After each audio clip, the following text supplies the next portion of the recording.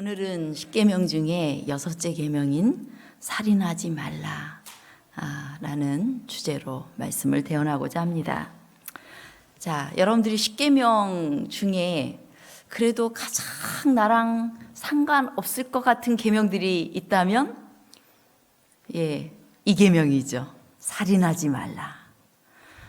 또 간음하지 말라도 내가 지금 평생 나랑 관계가 없지 않았나 이런 생각을 할지 모르겠어요. 자신 있는 계명입니다. 그런데 어쩌면 우리가 가장 범하기 쉬운 계명이 이 6째 계명입니다. 우리가 이제 가족들과 함께 기분 좋게 마트에 가거나 또 어딘가를 갔을 때 이제 요즘 주차 전쟁 심하잖아요. 특히 서울 쪽으로 나가면 더 그렇죠. 뺑뺑뺑뺑 돌다가 올라갔다 내려갔다 그냥 주차 자리 찾다가 이제 내가 딱 되려고 하는데 누가 와서 쏙 됐어요. 운전하시는 분은 기분을 알 겁니다. 그런 기분이 어때요? 바로 확 열받아가지고 뭐 저런 인간이다 이럴 거예요. 운전을 하는 중에 또 누군가가 갑자기 끼어들고 놀래키면 바로 마음에서 흥분한 마음을 우리가 느끼게 됩니다. 우리는 사실상은 쉽게 누군가에 대해서 미운 마음이 생기기도 합니다. 살인은 우리가 크게 두 부분으로 나눌 수 있습니다.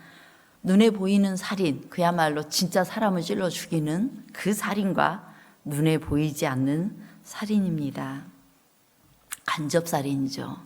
근데 이 6째 계명은 단순히 이 전자, 살인하지 말라, 이 말씀은 너희가 누구 사람을 죽이지 말라라는 그런 그 의미를 크게 가지고 있긴 했지만 예수님께서 율법을 완성시키러 오신 예수님, 또 율법의 마침이 되신 예수님께서 이 땅에 오셔서 이 살인하지 말라는 이 계명을 훨씬 더 깊고 넓게 해석을 하고 계시는 것입니다. 그래서 이 직접 살인은 아니라 할지라도 누군가의 생명을 단축시키는 어떤 영적이든 정신적이든 정서적이든 사회적이든 그런 류의 모든 간접 그 살인이 다 이 범주에 들어감을 우리는 예수님의 말씀을 통해서 보게 됩니다. 자, 우리 마태복음 5장 21절 22절 예수님께서 말씀하신 내용을 한번 읽어볼까요? 옛사람에게 시작. 옛사람에게 말한 바 살인치 말라. 누구든지 살인하면 심판을 받게 되리라 하였다는 것을 너희가 들었으나 나는 너희에게 이르노니 형제에게 노하는 자마다 심판을 받게 되고 형제를 대하여 나가라 하는 자는 공회에 잡히게 되고 미련한 놈이라 하는 자는 지옥불에 들어가게 되리라. 여기 흥미로운 것은 살인치 말라라는 이 말씀을 풀으시면서 세 가지 부분을 말씀합니다. 형제에게 노하는 자, 그리고 형제를 대하여 나가라 하는 자. 이 나가라는 이 욕은 그 당시 유대인들에게 가장 치욕적인 그런 욕이었어요. 그런데 그것은 미련한 놈이라는 말하고 이렇게 조금 일맥상통하는 그런 의미를 가지고 있는 욕이었습니다. 그래서 가장 불쾌히 여기는 욕이었어요. 그리고 미련한 놈이라 하는 자는 이렇게 반복적으로 설명을 하고 있는데, 자, 이런 사람들이 어떻게 된다고요? 그 다음에 제가 파란 글씨로 적어놨어요. 심판받게 되고, 그 다음에 공회에 잡히게 되고, 지옥불에 들어가게 되리라. 재판정에 서서 또 지옥불에 들어가게 될 것이다 라고 말씀하고 있어요. 이 요한도 같은 맥락에서 예수님의 말씀을 지지합니다. 그 형제를 미워하는 자마다 살인하는 자니 살인하는 자마다 영생이 그 속에 거하지 아니하는 것을 너희가 아는 바라 라고 말씀하십니다. 자, 이 말씀들을 통해서 보건대 우리가 누군가를 미워하거나 또 누군가에게 화를 내거나 또 이렇게 좀 조롱을 하거나 약간 비아냥대거나 이런 모든 것들이 살인의 범죄에 해당된다면 우리가 가장 많이 짓고 있는 죄가 살인하지 말지니라 라는 이 6째 계명인 것입니다. 어쩌면 직접 살인보다도 간접 살인이 더 우리에게 위협적일 수 있어요.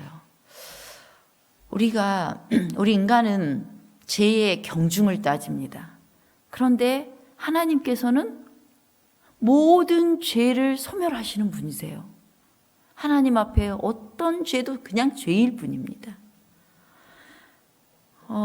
우리가 죄라고 생각 않고 무의식적으로 짓는 이런 모든 류의 죄가 살인이라는 죄에 해당된다는 사실이 우리에게 어쩌면 정말 충격적인 일이에요. 자, 뭐가 간접살인의 범주에들까요? 우리 간접살인의 범주를 좀 살펴보면요. 우리 부조화 선지자 308페이지에 있는 말씀 또 우리 함께 읽어보겠습니다. 시작.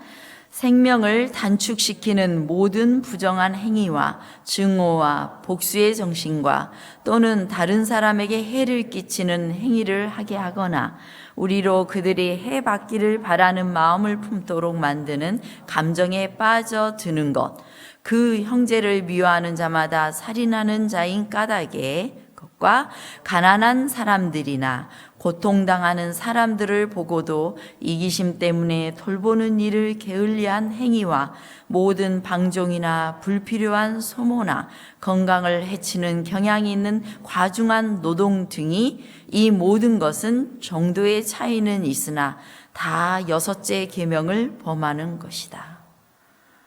와, 이거 굉장히 심각해져요. 우리가 상대방이나 심지어 또 누구의 생명을, 자신의 생명을 단축시키는 행위, 밤에 늦게 자는 행위, 저 막 찔리고 있어요. 그리고 또 능동적이든 수동적이든 간에 뭔가 그런 나한테 해를 끼치거나 그리고 상대방을 은근히 이렇게 아프게 했거나 하는 모든 것들이 다 이 6째 계명에 해당되는 것입니다.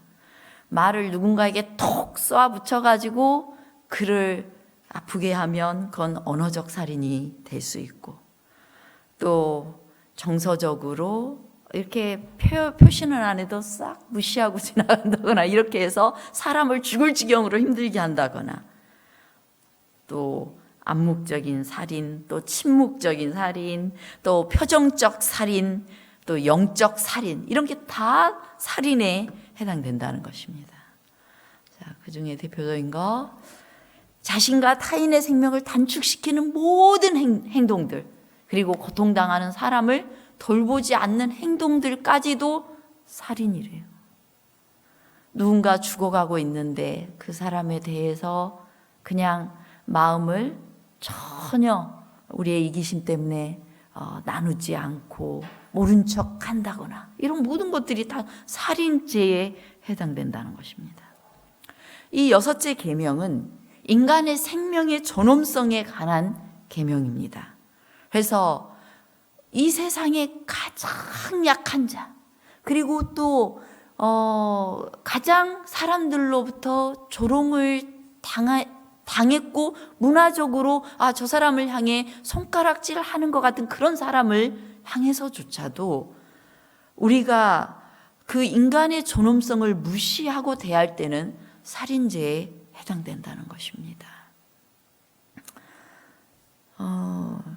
세상의 모든 생명이 다 하나님께 속해 있습니다. 우리 창세기 9장 6절에 보면은 다른 사람의 피를 흘리면 그 사람의 피도 흘릴 것이다. 이 말은 피는 피로서 갚을 수밖에 없다라는 거예요.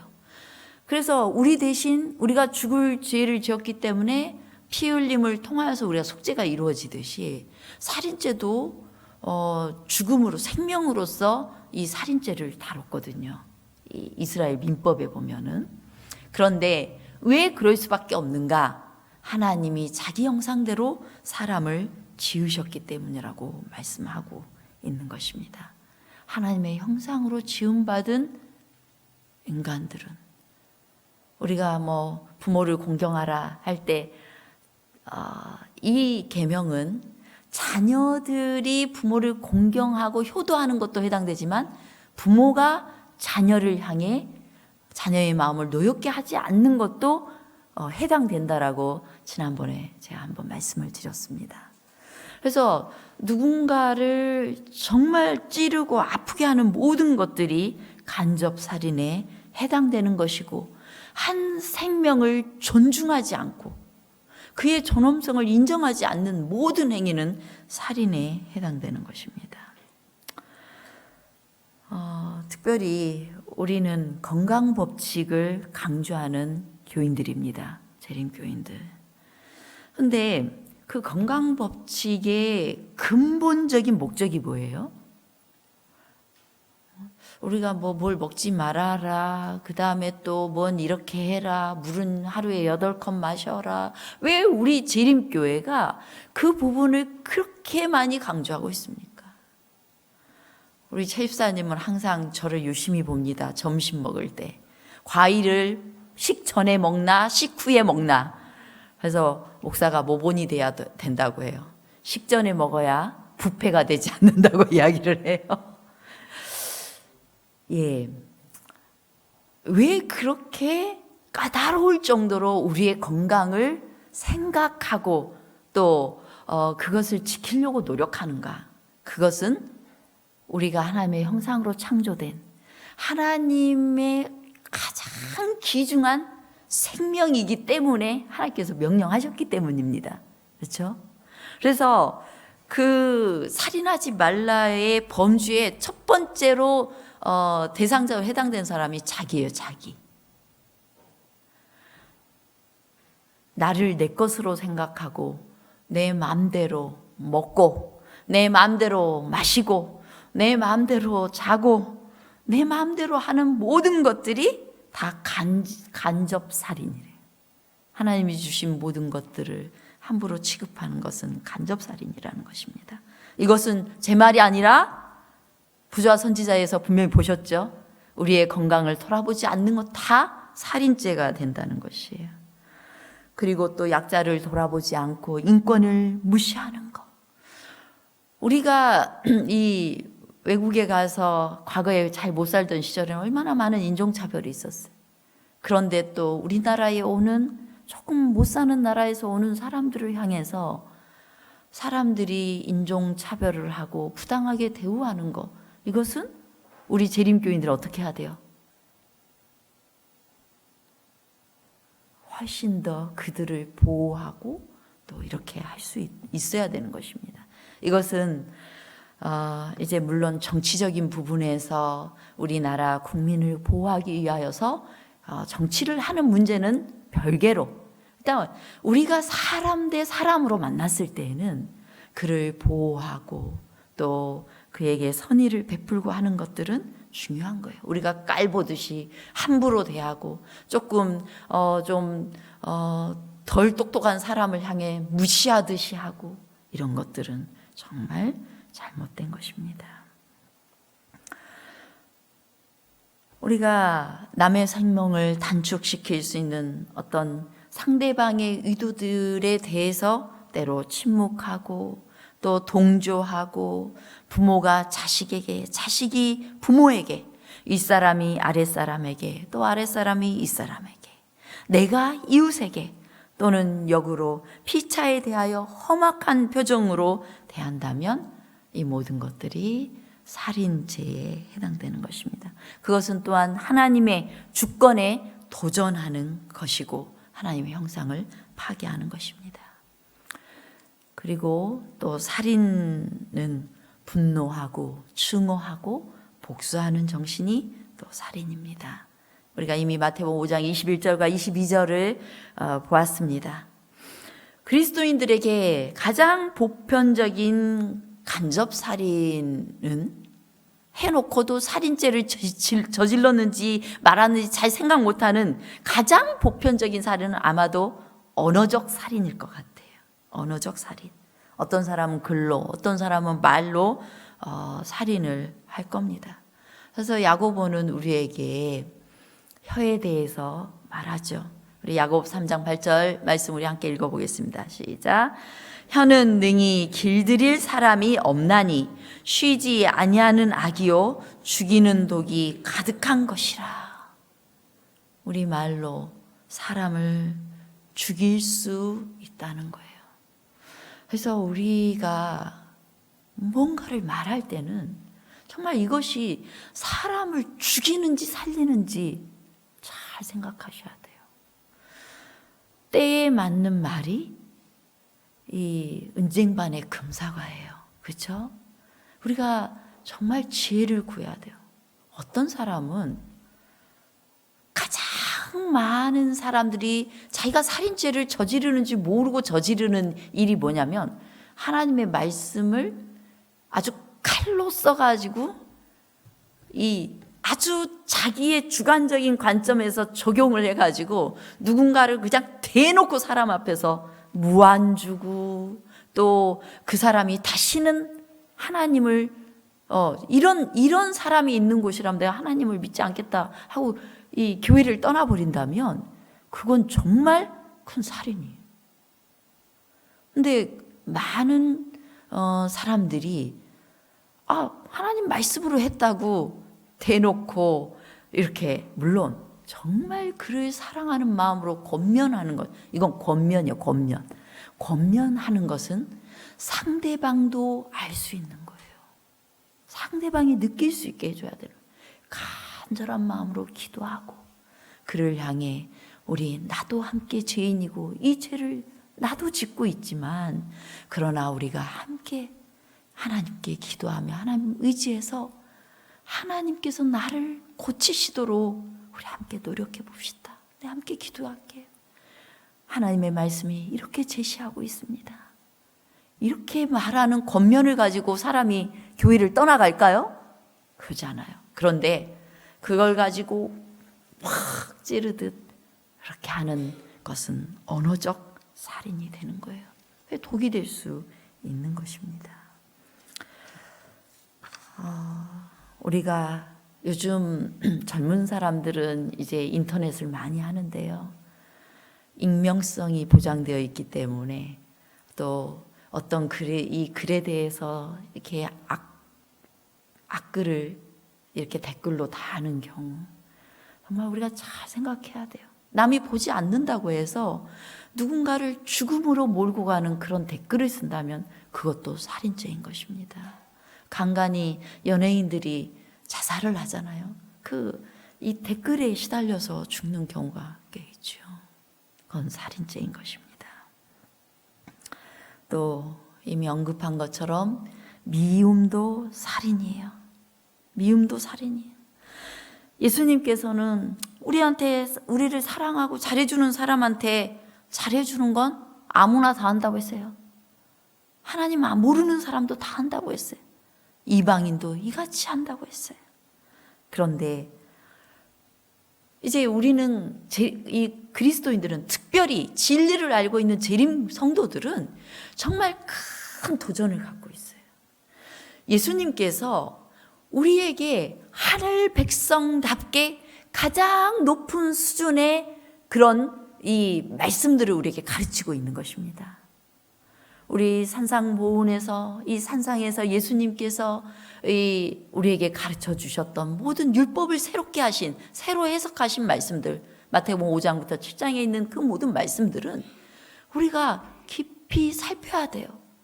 그래서 이 세상 사람들의 생각으로는 절대 불가능한 일, 내 원수 사랑하라?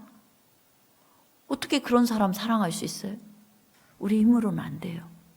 그런데 예수님께서 가장 높은 표준을 우리에게 제시하고 있는 거예요. 그것이 우리의 목표예요.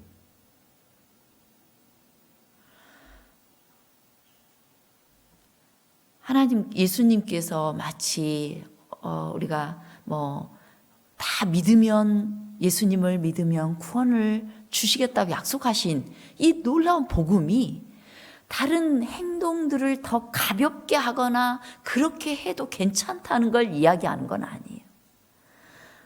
어떤 사람도 예수님을 통해서만 구원을 얻습니다. 오직 믿음으로만 구원 얻어요.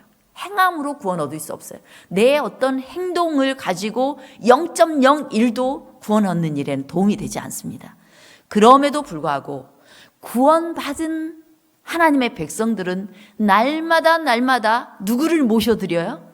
예수님을 내 안에 모시고 나는 날마다 죽는 거예요. 그 일을 하는 것이 믿음이에요. 예수님을 전폭적으로 신뢰하는 거. 그래서 내 생각에는 절대 불가능한 일인데 그냥 믿음으로 주님께서 말씀하셨으니 나를 굴복시키는 것입니다. 그렇게 할 때 우리의 표준이 더 낮아질까요? 훨씬 더 높아지는 거예요. 이 땅에서부터. 우리가 이 땅에서부터 하늘이 시작됐어요. 그래서 이 살인하지 말라는 이 계명도 가장 높은 표준의 것을 제시하고 있는 거예요. 내 원수까지라도 사랑하고 미워하지 말라는 거예요. 그것은 불가능한 일이에요. 우리 인간의 힘으로서는. 그러나 그 일을 위하여 우리가 날마다 주님께 나아가야 되는 것입니다. 또한 영적 살인이 있는데요. 영적 살인은 내가 이 놀라운 복음을 나만 알고 누군가에게 전해주지 않는 것. 충분히 전할 수 있는 기회가 있었는데 전하지 않는 것. 이것도 영적인 살인에 해당되는 것입니다. 그래서 우리가 하늘에 가게 되었을 때 이건 꽤 운유적인 표현이기도 하지만은 예수님께서 이 땅에 오실 때에 또 실제로도 그래요. 악인들이 예수님의 그 영광의 빛을 견디지 못하고 죽지만 왜 나에게 그 진리를 소개하지 않았는지 그것에 대한 원망이 있을 것이라고 이 초기문집에는 기록이 되고 있어요. 당신은 그것을 알았어. 당신은 그것을 알았어. 알고 있었는데 왜 나에게 그걸 주지 않아? 그것도 역시 영적인 살인에 해당되는 것입니다. 그러면 왜 원수라도 미워하지 말라고 명령하신가? 원수를 미워하는 것, 원수를 미워하는 건 살인죄라고 했는데 그것은 누굴 살인하는 거예요? 상대방을 미워하면 누구를 죽이는 거예요? 남도 죽이고 자기도 죽이는 거예요. 미워하는 내내 내 마음속에서 뭐가 있어요? 미움으로 불타요. 그러면 내 건강이 악화되고 죽어가는 거예요. 남도 죽이고 나도 죽이는 게 미움이에요. 왜 우리에게 원수라도 미워하지 말라고 했는가? 누군가는 이 말씀 때문에 너무 괴로워해. 내가 차라리 이 말씀을 몰랐으면 실컷 미워할 텐데, 똑같이 대갚아 줄 텐데. 그런데 이것은 남을 위한 것이 아니라 나를 위한 주님의 권면이에요. 예수님의 가르침은 이 원수를 사랑하고 남을 미워하지 않도록 한 이 가르침은 폭력의 줄을 끊을 수 있는 유일한 방법입니다. 자, 여러분, 우리 가위바위보해서 상대방 때리기 게임 아니면은 이 꿀밤 먹이기 게임 할 때 가위바위보해서 이긴 사람이 꿀밤 한 대를 놨을 때 세게 맞고 나면 그다음 어떤 생각이 들어요? 그다음에 가위바위보 또 했을 때 내가 이겼을 때 그에게 얼마만큼의 힘이 가해져요? 더 센 힘이 가해지는 것입니다. 일반적으로는. 이미 상대방이 그 권한을 나에게 준 거예요. 그런데 상대방이 이겼는데도 그냥 살짝만 손을 대는 정도로 한다면 내가 이겼어도 어떻게 하겠어요? 살짝만 손을 대는 정도에서 줄곧 그냥 게임을 하고 말 겁니다. 바로 이 원리예요. 우리가 나에게 잘못한 사람에 대해서 그 사람에 대해서 폭언을 쏟아붓고 또 그를 때리고 막말을 하고 그렇게 했을 때 또 다시 그 상대방에서 나를 향해 더 큰 위해가 가해지는 것입니다. 그래서 이 세상에 꽤 많은 범죄 가운데 누군가에게 대한 그 복수의 정신이 있어요. 아, 나를 기분 나쁘게 했어. 내가 그냥 지나가는데 요즘은 더 정신이 건강하지 않은 사람들이 많다 보니까 그냥 길 지나가다가 톡 쳤을 뿐인데 화가 나가지고 그것 때문에 싸움 나서 집에 가서 식칼 가지고 들어와서 이렇게 칼로 찔러버린 사건 최근에 있었잖아요. 이것이 그래서 우리가 톡 치면 네가 잘했니 잘못했니 따지지 말고 그냥 죄송합니다 이렇게 하시기 바랍니다. 공손한 태도를 누구를 지켜요? 나를 지킬 수 있어요. 우리 야고보서에는 경고합니다. 야고보 3장 5절 보라 어떻게 작은 불이 어떻게 많은 나무를 태우는가. 작은 분노가 점점 커지면 많은 나무를 태워버릴 수 있습니다. 이 말없는 행동이라도 공격적인 태도 또 사람들에게 등을 돌리는 행동, 입을 삐죽거리는 거 이런 것들은 소리치는 건 못지않게 상대방에게 좌절감을 줄 수 있습니다. 우리가 그럴 때 정말 저는 이제 목회를 하면서 사람에 대해서 많이 고민했던 것 같아요. 왜냐하면 우리가 다 한 방향을 향해 가고 있거든요. 예수님의 장성한 분량에 이르기까지. 그런데 실제적으로 우리 성도들이나 저도 부족한 것이 너무 많죠. 뭔가 조금만 내 마음에 안 들면 삐져요. 그래서 뒤로 막 궁시렁대고 또 공격을 가하고 이런 일들이 있어요. 성도 간에 또 목회자 성도 간에 또 이런 일들이 있어요. 그리고 심지어는 많은 약점을 그냥 보완하면서 그냥 사랑을 베풀었는데 만큼 서운한 거 하나 때문에 배신하고 또 오히려 욕하고 다니고 하는 경우도 우리는 경험할 수밖에 없어요. 그럴 때 정말 이 사람에 대해서 약간의 회의가 올 수 있거든요. 그럴 때 우리가 예수님께 나아가지 않으면 예수님이 정말 흠이 없으셨던 예수님께서 이 땅에서 어떤 대우를 받으셨는가를 생각해 보면 그 다음에 나도 어떻게 해야 될지 답이 나와요. 근데 그러기 전에는 너무 억울하고 이까짓 거 내가 진짜 돈 벌려고 하나 때려치우고 싶고 이런 생각이 들 수 있어요. 교회도 마찬가지예요. 내가 교회에 돈 받으면서 다녀? 응? 그런 대우를 받으면서 그러면서 또 교회 때려치운다 이렇게 생각할 수도 있어요. 그런데 그런 모든 것들은 정말 하나님께서 우리에게 그런 것들을 허락하시는 그 상황은 특별한 섭리가 있기 때문이에요.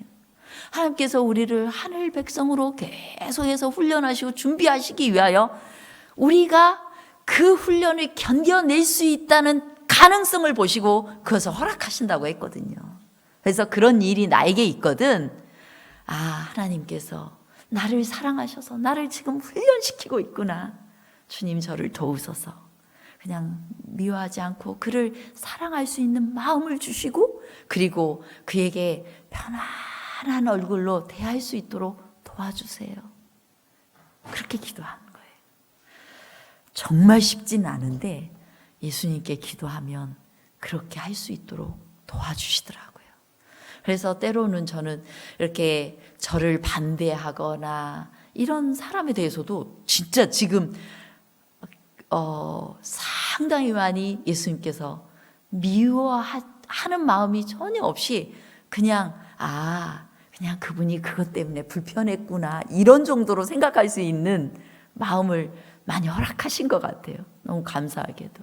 그래서 제가 목회를 하면서도 누구 사람 때문에 목회를 그만두고 싶다거나 이런 일을 요즘은 진짜 그런 생각을 안 하게 되는 것 같아요.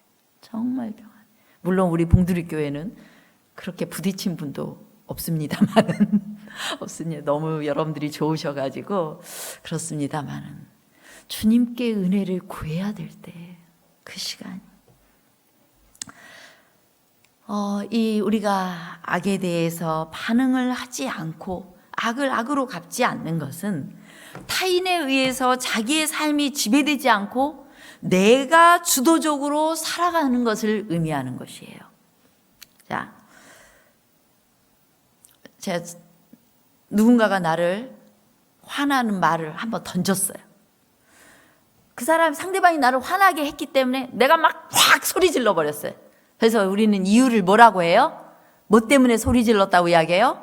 저 사람이 나 열받게 해가지고 내가 소리 질렀다, 이렇게 이야기를 해요. 그런데 저 사람이 나를 열받게 했을 때 나는 소리를 지를 수도 있고 안 지를 수도 있어요, 없어요? 지를 수도 있고 안 지를 수도 있어요. 지른 사람도 있고 안 지른 사람도 있어요. 내가 무엇을 선택하느냐예요.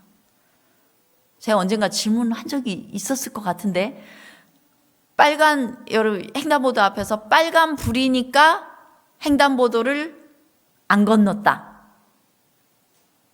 O예요, X예요? O인 것 같은데, 그거 이제 도덕적으로 생각할 때 우리가 윤리를 배웠어요. 도덕을 배웠어요. 그런데 빨간 불일 때 가는 사람 있어요, 없어요? 있어요. 엄밀히 말하면 빨간 불이어서 여러분이 서 있는 것이 아니라 빨간 불인데, 빨간 불일 때는 우리끼리 약속이 있어요. 위험하니까 건너지 마셔야 하는 그 약속을 기억하고 안 건너기로 선택한 거예요, 여러분들이. 자동으로 빨간불이 여러분 발을 딱 멈추게 해가지고 안 가는 것이 아니라 안 건너기로 선택한 거예요. 우리가 누군가가 나를 화나게 했을 때 나도 팍 주먹질을 한 대 했다. 이것은 내가 주먹질을 하기로 선택한 것이지 그 사람이 나를 열받게 해서 주먹질을 했다, 이게 아니라는 거예요. 열받게 했을 때 어떤 사람은 마음으로 하나님, 내가 지금 주먹이 나가고 싶은데 절 도와주세요 하고 기도하고 그 다음 마음을 추스리는 사람이 있고 그러지 않는 사람이 있는 것입니다. 이것은 누가 주도한 거예요? 하나님께서 내 안에 오셔서 내 삶을 주도하시도록 나를 내어드린 거예요. 사단은 끌려가게 만들어요. 자꾸만 풍랑을 일으켜요. 우리 인생에 풍랑을 일으켜. 뭔가 안 좋은 일이 생기게 하고, 또 내 남편이 내 아내가 톡톡 건드려가지고 열받게 만들고, 특별히 안식일 날 아침에 오려고 하는데 날 확 짜증나게 해가지고 이 부부싸움에서 뭐 안 오게 하려고 하고, 이런 일들을 계속 만들어요. 그런데 그럴 때 우리가 주님의 도우심을 구하는 것입니다. 이 계명을 기억하고 주님, 저를 도우소서, 저를 보호해 주시옵소서, 저를 승리케 하여 주시옵소서 하면서 이기는 것입니다.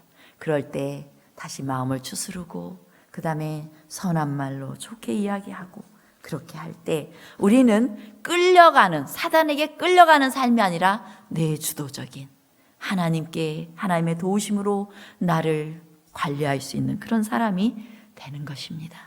그래서 주님께서 우리에게 원수 사랑하고 너희 미워하는 자를 선대하고 너희를 심지어 저주하는 자를 위해서 축복하고 너희를 모욕하는 자를 위해 기도하라.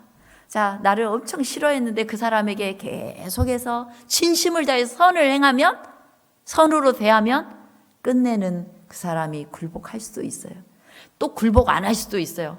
계속 나는 악하게 하는데 저 사람이 나한테 선을 행하면 자기 스스로 찔려가지고 나를 더 미워할 수도 있어요. 끝까지. 바로 예수님이 그런 대우를 당하셨어요. 그런데 그럴 때 예수님을 생각하는 것입니다. 우리가 성장하기를 원하는 모습이 누구예요? 예수님이에요. 예수님. 그게 쉽지는 않지만 그러나 날마다 우리가 훈련하는 것입니다. 우리 로마서에서도 원수가 줄이거든 먹이고 목마르거든 마시우라고 말씀합니다. 또 이 악을 선으로 갚는 것은 자신의 행동에 대해서 책임을 지는 거예요. 나는 경상도 사람이어가지고 말이 뚝뚝해, 이런 표현을 많이 해요. 난 원래 경상도 사람. 그건 굉장히 자기 변명하는 거예요. 자기가 경상도 사람이건 전라도 사람이건 충청도 사람이건 우리가 다 누구를 스승님으로 모시고 있는 사람이에요? 예수님이에요. 그러면 문화가 어땠든지 예수님이 하라는 대로 하는 겁니다. 예수님이 친절하게 말하라고 했으면 친절을 노력하면 되는 거예요. 예수님께서 사랑하라고 했으면 사랑을 표현해 줄 줄 알아야 되는 거예요. 난 경상도 사람은 절대 못해. 나는 우리 할머니 닮아가지고 내가 절대 그걸 못해. 이런 표현은 다 핑계대고 있는 거예요. 이 계명은 자기의 책임감을 키우고 있습니다. 자, 우리가 새가 머리로 나는 것은 막을 수 없지만 새가 머리에 앉는 것은 막을 수 있습니다. 그렇죠? 우리가 날마다 예수님의 방식으로 그렇게 해결해 나갔으면 좋겠어요. 이미 여러분들에게 말씀을 드렸는데 이 살인하지 말라는 이 죄가 근데 참 놀라운 게 민수기에 보면은 고의로 살인죄를 범한 살인자는 반드시 생명의 소전을 받지 말고 반드시 죽이라고 말씀하고 있거든요. 그런데 그와 동시에 또 도피성에 피한 자는 대제사장이 죽기 전에는 속전을 받고 그의 땅으로 들어가 거주하게 하지 말 것이니라. 도피성으로 피하는 자는 이제 도피성으로 피해서 속전을 받고 그 자기 땅으로 못 돌아가게 하는 그런 경우는 어떤 경우냐면 억울하게 자기 실수로 누군가를 살인한 죄를 범했던 사람들이에요.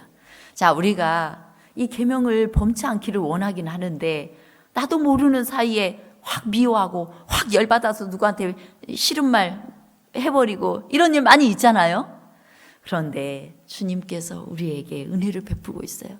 도피성은 예수님을 가리킵니다. 예수님께 빨리 피하라는 거예요. 예수님께 빨리 피해야 돼. 이 살인죄가, 이 살인이라는 이 단어가 도피성하고 이렇게 함께 이렇게 어우러져 있는 것은 아마도 우리에게 주시는 크신 은혜를 우리에게 기억하도록 하신 것이 아닌가 싶습니다. 그러므로 우리가 연약할 때 주님께서 우리를 위해서 죽으시고 죄값을 지불하시고 우리에게 생명을 주셨습니다. 그리고 우리에게 명령하세요. 주께서 너희를 용서하신 것처럼 너희도 용서하라. 용서는 우리가 해도 되고 안 해도 되는 게 아니에요. 용서하지 않는 것은 주님, 우리가 주기도문에서 늘 기도하잖아요. 우리의 죄를 용서하신 것처럼 우리도 남의 죄를 용서할 수 있게 해달라는 그 기도를 우리는 늘 하잖아요. 그러므로 우리가 주님께 어떤 죄인이었는지 기억할 때에만 다른 사람을 용서할 수 있는 마음이 생겨요. 그래서 예수님이 하시는 겁니다. 여러분, 이 6째 계명이 아주 넓고 깊게 주님께서 재해석하셨는데 그것이 우리에게 너무 어렵고 무겁다라고 생각할 것이 아니라 예수님께 나아가시기 바랍니다. 예수님을 날마다 여러분들이 묵상하시고 또 우리를 화나게 하는 많은 요소들이 우리 주변에 있고 내 삶에 있지만 그럴 때마다 예수님을 힘입어서 승리하시고 살인죄를 짓지 않게 되시기를 간절히 바라겠습니다.